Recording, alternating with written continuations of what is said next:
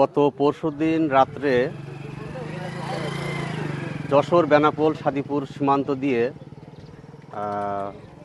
ভারতীয় বিএসএফ বেশ কয়েকজন নারী পুরুষ এবং বাচ্চাদেরকে কাঁটাতারের বেড়া ভেদ করে বাংলাদেশে পুশিং করে।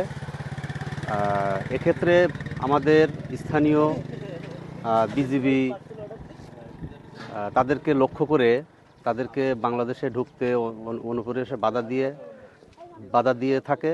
পরবর্তীতে সেই পুশিংয়ে যারা ছিল যে লোকগুলো তারা এখন রোদের ভিতরে শক্ত অবস্থানে তারা এখন মাঠের ভিতরে অসহায় তো জীবনযাপন করছে। বিএসএফ তাদেরকে কোনো রকম কাঁটাতারের ভিতরে নিচ্ছে না। আমাদের বাংলাদেশের বিজিবি তাদেরকে বাংলাদেশের ভিতরে যাতে না আসতে পারে সেজন্য কড়া অবস্থানে আছে।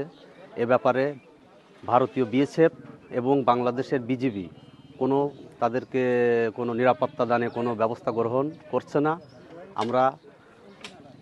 আমরা গ্রামবাসী, আমাদের সাদিপুর সীমান্তর গ্রামবাসী আমরা সবাই এখানে বিজিবির সাথে সহযোগিতায় আছি।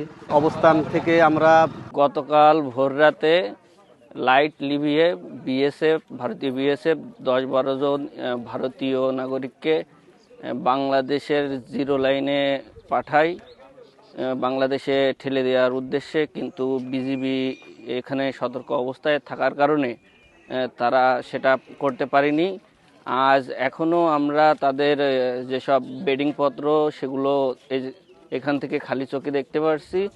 আমরা শুনলাম গতকালকের রাত্রে বিএসএফ কাঁটাতারের লাইট অফ করে দিয়ে জোর করে ইন্ডিয়ার লোকজন পুশিং করার চেষ্টা করলে আমাদের বিজিবিরা তাদেরকে বাধা দেয়, দিয়ে সীমান্ত এলাকায় তারা জিরো পয়েন্টে এই লোকগুলো সব আছে, আমাদের জোর করে ঢোকানোর চেষ্টা করছে। কিন্তু আমাদের বিজিবি খুব শক্ত পজিশনে আছে এবং আমরা এলাকাবাসী সবাই সতর্ক।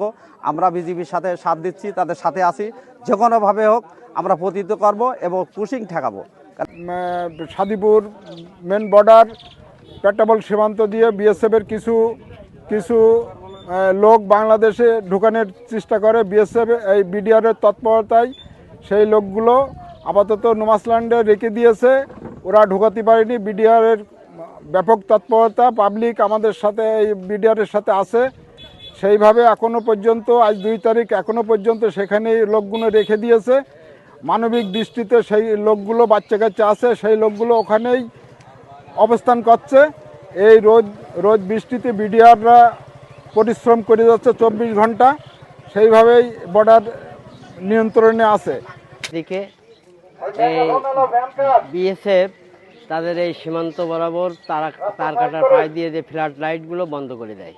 বন্ধ করার পরে কিছুক্ষণের মধ্যে কয়েকটি গাড়ি আসে, সেই গাড়ি থেকে তারা 15 থেকে 20টি পরিবার বাচ্চা কাচ্চা নিয়ে মহিলা সহ কিছু অনুপ্রবেশকারীদেরকে আমাদের দেশে পাঠিয়ে দেওয়ার জন্য চেষ্টা করে।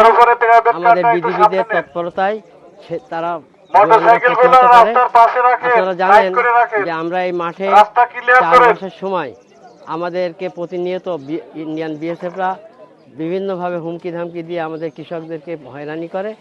আমরা আন্তর্জাতিকভাবে বা ঢাকা দিল্লির বিএসএফ এবং বিজিবির মধ্যে যে বৈঠক হয়, সেই বৈঠকে এইখানে একটা শান্তিপূর্ণ সহাবস্থান যাতে সৃষ্টি হয় সেইটা কামনা করি এবং